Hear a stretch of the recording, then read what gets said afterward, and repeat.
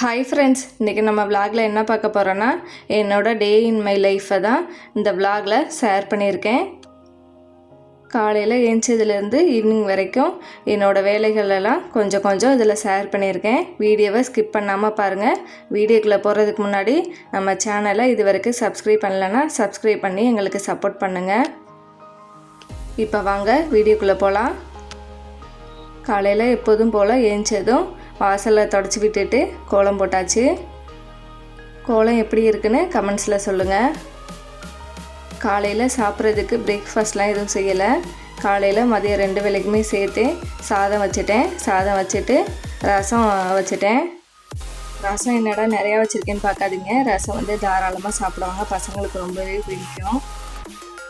சாதம், ரசம், மீன் maker gravy தான் வச்சுருக்கேன்.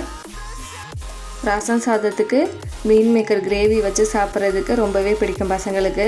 வாரத்தில் ஒரு நாள் வந்து இந்த மீன் மேக்கர் கிரேவி செஞ்சு கொடுத்துருவேன்.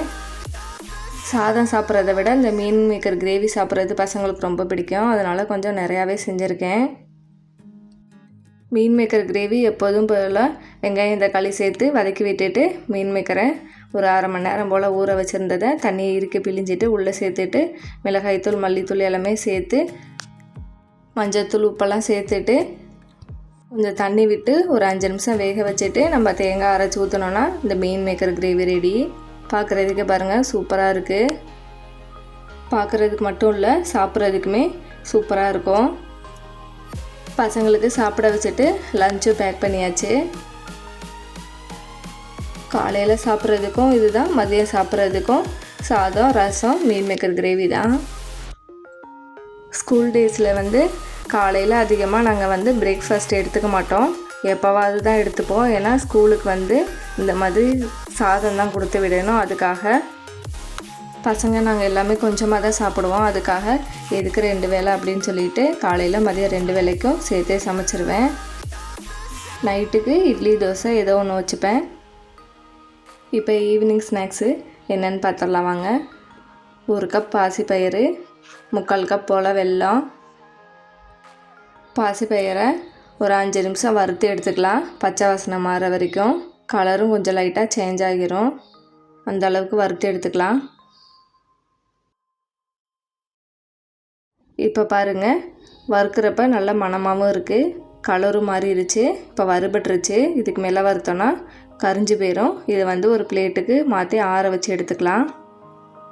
இப்போ இதே பாத்திரத்தில் 3/4 கப் வெல்லம் சேர்த்துட்டு 1/2 டம்ளர் போல் தண்ணி சேர்த்து இதை கரைச்சி எடுத்துக்கலாம். பாசிப்பயிறு, வெல்லம் இது 2 மட்டும்தாங்க இந்த ஸ்வீட் செய்கிறதுக்கு தேவையான பொருள். இந்த 2 பொருள் கூட எக்ஸ்ட்ரா நீங்கள் வேறு எது வேணாலும் சேர்த்து செய்யலாம். சிம்பிளாக குயிக்காக ஹெல்த்தியாக செஞ்சு கொடுக்கணும்னு நினச்சா அந்த 2 பொருள் போதுமானது. வறுத்து வச்ச பாசிப்பயிறு கொஞ்சம் கூட சூடு இல்லாமல் நல்லாவே ஆறிடுச்சு. இதை மிக்ஸி ஜாரில் சேர்த்து அரைச்சி எடுத்துகிட்டு வந்துடலாம். நல்லா நைஸாக எந்த அளவுக்கு அரைக்க முடியுமோ அந்த அளவுக்கு அரைச்சிக்கோங்க. இப்போ வெல்லத்தையும் நல்லாவே கரைச்சாச்சு. இப்போ அரைச்சி வச்சுருக்க பாசிப்பயிறு மாவை உள்ளே சேர்த்துட்டு மிக்ஸ் பண்ணி விட்டுக்கலாம்.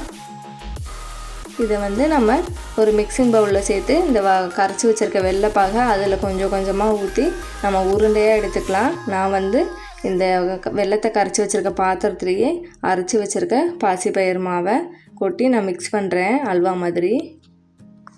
எப்படி வேணாலும் செய்யலாம்.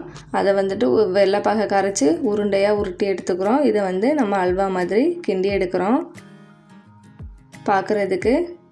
பார்க்குறதுக்கு சாக்லேட் மாதிரி இருக்க பாருங்கள். அவ்வளோதான், 5 நிமிஷத்தில் சூப்பராக நம்ம ரெடி பண்ணியாச்சு. 1 ஸ்பூன் சாப்பிட்டா போதும். பசங்க ஆளுக்கு 1 ஸ்பூன் சாப்பிட்டோன்னா காலியாகிரும். இதுதாங்க இன்றைக்கான ஈவினிங் ஸ்நாக்ஸு. எப்படி இருக்குதுன்னு கமெண்ட்ஸில் சொல்லுங்கள். இந்த வேலையெல்லாம் முடித்து வச்சுட்டு வீடெல்லாம் க்ளீன் பண்ணிவிட்டு இப்போ பூஜை பாத்திரத்தை க்ளீன் பண்ணுறதுக்கு வந்துட்டேன். நாளைக்கு ஆடி 1, வெள்ளிக்கிழமையும் கூட. அதனால் இன்றைக்கே வந்து க்ளீனிங் ஒர்க்கெல்லாம் முடித்து வச்சிட்டோம்னா காலைல ஏஞ்சி குளிச்சுட்டு நம்ம விளக்கு ஏற்றிட்டு சாமி கும்பிட்டுட்டு கோவில் போகிறதுக்கு கரெக்டாக இருக்கும். இந்த விளக்கெல்லாம் பாருங்கள் எந்த அளவுக்கு கருப்பாக அழுக்காக இருக்குதுன்னு. எல்லா பூஜை பாத்திரத்தையும் நல்லா சுத்தமாக விளக்கி எடுத்துக்கலாம். இப்போ பாருங்கள் எந்த அளவுக்கு பூஜை பாத்திரங்கள்லாம் பளபளன்னு இருக்குதுன்னு கொஞ்சம் கூட அழுக்கு இல்லாமல் சூப்பராக விளக்கி எடுத்தாச்சு. இதை வந்து நல்லா தொடச்சிட்டு கொஞ்சம் கூட ஈரம் இல்லாமல் காய வச்சு எடுத்துக்கலாம்.